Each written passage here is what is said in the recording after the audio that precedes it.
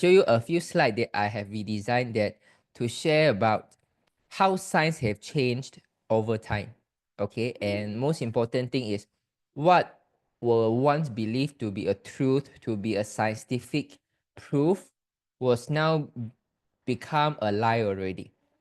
Okay, so I think this is something that is very important. And okay, one of the slides, let me share with you, is about appendix. Okay, any one of you, maybe 20, 30 years ago, you always heard the doctor say, appendix, cut it off is fine because the appendix has no use, and appendix is basically a leftover from our human evolution. It doesn't matter, even you cut it off, it will not affect you. Anyone heard this statement before? If yes, type 555. Anyone heard this statement before? If yes, type 555. If yes, type 555. Okay. A lot of you heard this statement before, right?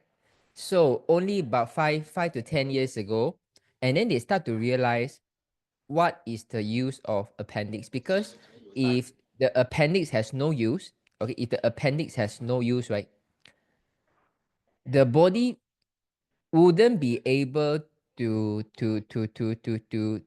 keep it for so long, right? Because like imagine even for our muscle, right? If you stop using the hand for few 10 to 20 years, right, it will start to shrink. Am I right or not? It will definitely shrink. But the thing is, for our appendix, after 70 over years, your appendix is still there.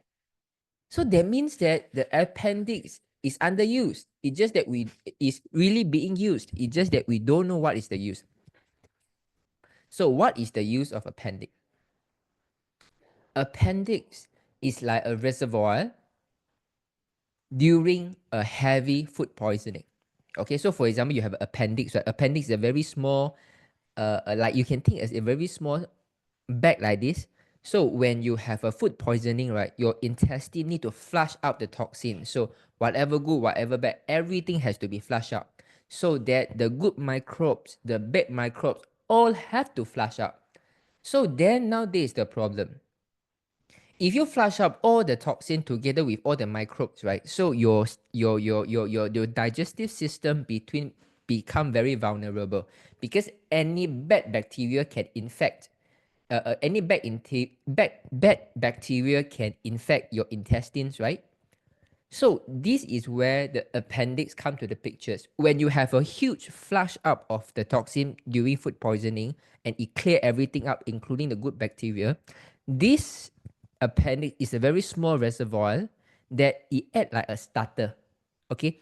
Oh, you don't have good bacteria, don't worry. I keep some immune cell, immune tissue, and I keep some good bacteria in this appendix. So I'm going to release some immune cell. I'm going to release some good bacteria so that it can start to propagate, to rebuild back the healthy microbe environment in your digestive system. And this is a powerful one. Now the problem is like you have a big house, but you don't give your house any showroom, any storeroom. Your house will be a mess, right? Because some of the things during urgency, you need to take some things from the storeroom in order to repair the kitchen, to repair the cabinet, to repair the dining table. But if you don't have this storeroom, you got nothing. You have no tools to keep. You will stop all the repair system. This appendix is the reservoir for all these critical repair tools. Do you learn something? If you learn something, that 555. If you learn something, that 555. If you learn something, that 555.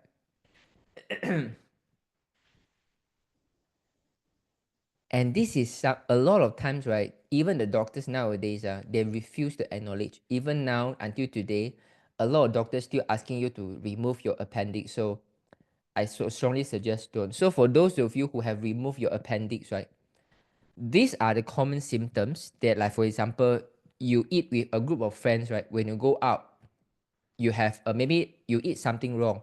Your friends got food poisoning as well as yourself, but your friend can recover pretty quickly, but you take much longer time for you to recover. This is the reason. And sometimes, right, your your adaptability of bacteria is much weaker, right? So this is why your bowel movement is a little bit looser. All these are interconnected. Okay.